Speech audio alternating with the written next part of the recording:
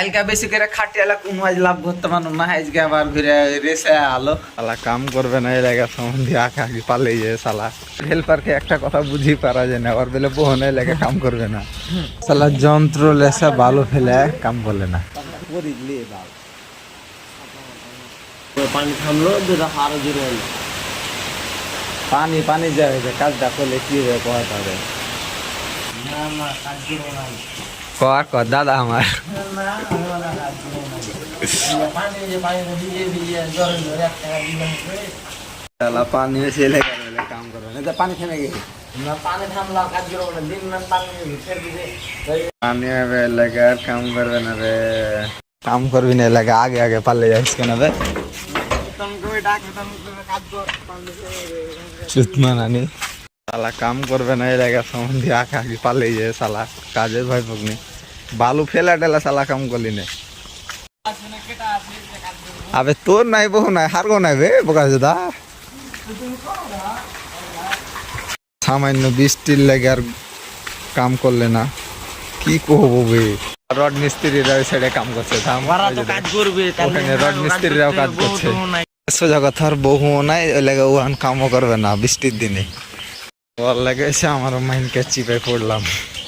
বৃষ্টি হয়েছে একটু এখানটি জমে থেকে গিয়ে রাস্তার হবে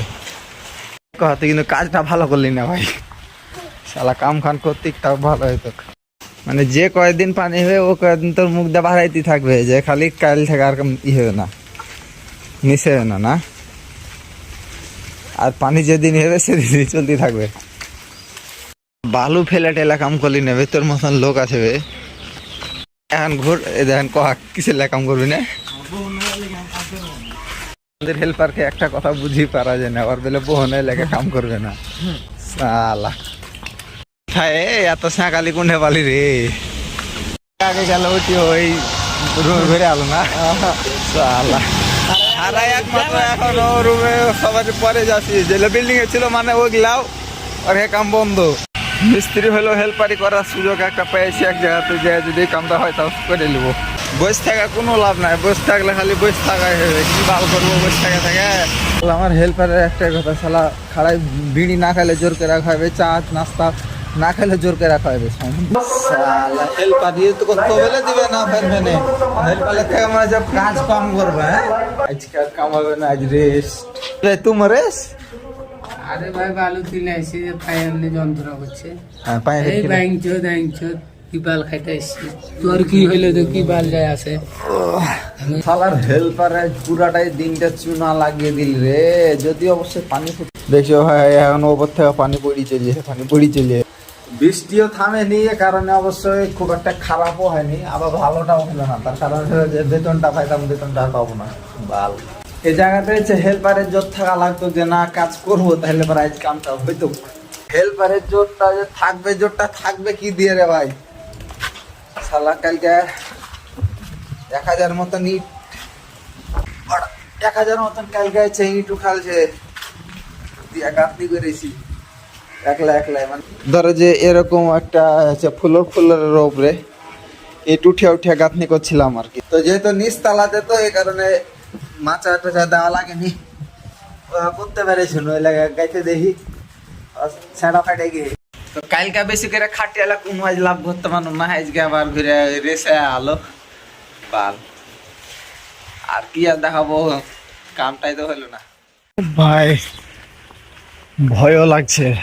হচ্ছে আমরা আজকে বসেছিলাম আজ কাজ করিনি হেল্পারের লেগে তো কারণ হলো যে এখন কনেক্টর আবার সাইডে ডাকে বেঠাচ্ছে কাজ বুঝিয়ে দেওয়ার লেগে না কিছু ভুল করেছি আল্লাহ জানে তো অনেক কিছু ভয় লাগছে কারণ কন্ট্রাক্টর মানুষ আমি মিস্ত্রি মানুষ যদি ভুল করে থাকে যদি বকা থাকে এর জন্য কি তো দেখি চলে আসলাম সাইডে রে ভাই এখন যে বৃষ্টি হওয়া হয়েছে তখন সমস্যা ছিল যে দুপুরে কন্ট্রাক্টর ডেকে এখন কাম করে আর এক বেলা যাই হোক ভালোই হলো আমার জন্যে এবেলাটা কাম করার লেগে ভালোই হলো হাজিরাটা তো এক বেলার পাবো নাহলে দিনমান পয়সা থাকা লাগবে একদিকে ভালো হলো যে এক বেলা কামটা হলো বেতনটা পাবো আর কালকে আছে যে লেওয়ার দেখেছিল ওই যে ভুল করে ফেছিল ওইটাই ঠিক করার লেগে